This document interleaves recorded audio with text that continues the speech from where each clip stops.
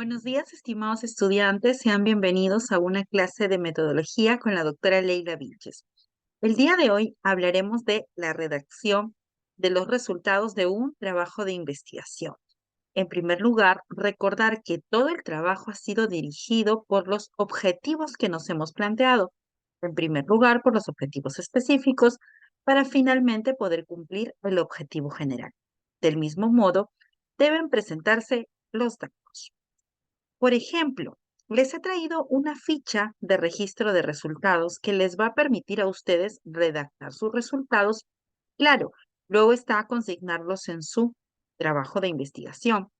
Primero colocan el objetivo específico, 1, 2, 3, y claro está, el objetivo completo, ¿no? Analizar, se me ocurre el principio del interés superior del niño en la legislación, doctrina y jurisprudencia. Ah, perfecto. Mi objetivo era analizarlo en la legislación, doctrina y jurisprudencia.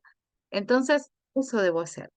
Por otro lado, también hay objetivos que han sido desarrollados no solo a partir de legislación, doctrina y jurisprudencia, sino también a partir del trabajo de campo. Recuerden que en el trabajo de investigación, según SUNEDU 2015, pues es obligatorio al menos la utilización de una técnica.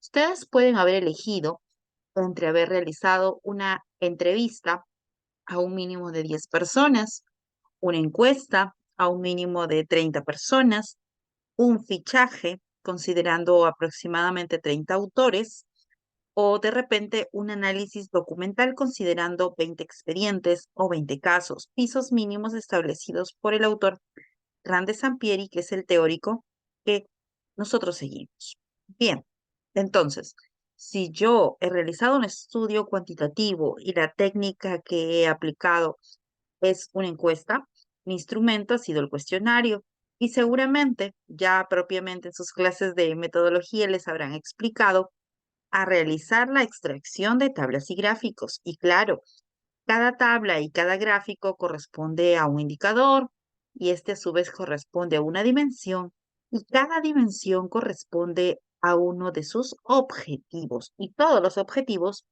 tributan al cumplimiento del objetivo general. Entonces, si su trabajo es cuantitativo, tienen que presentar aquí en el recuadro recurso gráfico o esquema, pues presentará su tabla o su gráfico. No ambos, no es necesario.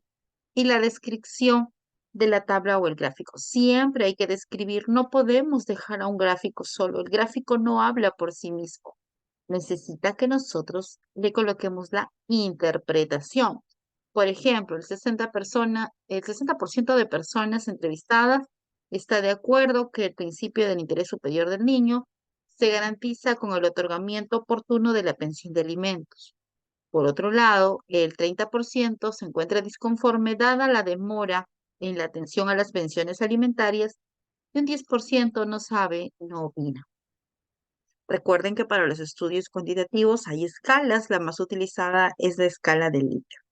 Luego de haber presentado mi gráfico, tabla y de haberlo descrito, yo debo presentar la postura que tengo al respecto. ¿Ah?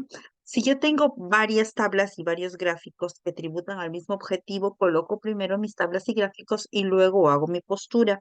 Si solo tengo uno, pues tengo que hacerlo en ese mismo momento. Mi postura es la opinión que yo me he forjado a partir de qué? A partir de la revisión de la literatura que hice en la etapa preliminar de mi estudio, en la primera parte, y de los resultados que han arrojado el trabajo de campo. En ese sentido, yo debo de presentar al menos 3 argumentos que me permitan a mí consolidar lo que he recogido en el campo, lo que he recogido de las encuestas. Asimismo, yo tengo que fundamentar, no solo es lo que la doctora Leila Vilches piensa, no, no solamente es eso, sino que tengo que fundamentarlo, en este caso, con la normativa que resultaría aplicable, con la jurisprudencia que yo haya podido evidenciar, que se ajuste a este tema y que fortalezca mis argumentos, de repente con la doctrina o de repente propiamente con otros casos. Ahora, si voy a realizar de repente un trabajo de gabinete a través de un análisis documental, perfecto. A través de un análisis documental yo podría presentar una tabla, señalar el autor y un resumen de lo que dijo ese autor. Para hacer esos resumen, deben haber utilizado su ficha de datos. Cada autor, el año, obviamente, que siempre va de la mano del autor, y un resumen. Al final, generar mi propia postura, al menos en 3 argumentos, y luego de haber recopilado este fichaje de autores, pues contrastarlo con lo que me dice la norma, con lo que me dice la jurisprudencia, a fin de que mi resultado sea sólido. Si yo he realizado un análisis de casos, un análisis de expedientes, yo lo puedo presentar a través de tablas y de repente si yo he hecho una clasificación, por ejemplo, considerando los que sí otorgaron la pensión a tiempo, los que no otorgaron la pensión a tiempo o de repente los que han otorgado la medida anticipada de pensión de alimentos, pues también puedo graficarlo, es totalmente permitido. No obligatorio en los estudios cualitativos, pero sí está permitido para afianzar lo que vengo desarrollando. En ese sentido, una vez que yo he terminado de hacer mi análisis del expediente donde se recomienda colocar un resumen de los hechos, los derechos que estuvieron vulnerados, la posición del tribunal y mi análisis personal, pues podré presentar los argumentos ya en forma agrupada. Un mínimo de 3 argumentos y estos argumentos igual deben ser fundamentados con otras fuentes, como de repente otros autores o propiamente eh, la normatividad. Bien, si yo voy a realizar o he realizado ya mis entrevistas.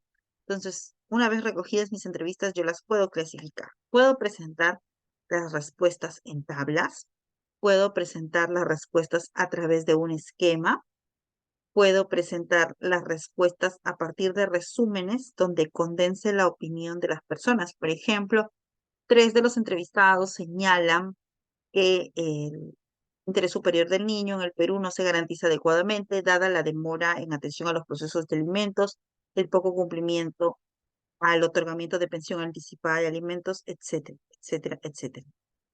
Busco los puntos de coincidencia.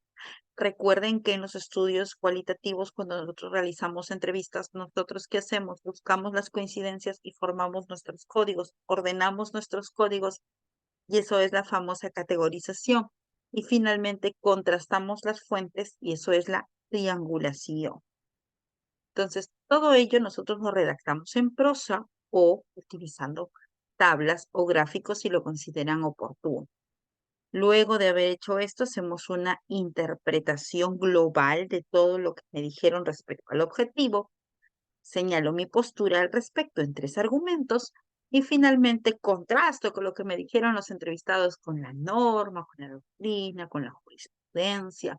De esa forma voy sustentando mi estudio. Recuerden que los resultados de su investigación deben ser muy sólidos porque luego van a ser discutidos. ¿Y discutidos con qué? Con los antecedentes. Pero eso lo veremos en otro video. Que tengan un buen día. Bendiciones a todos.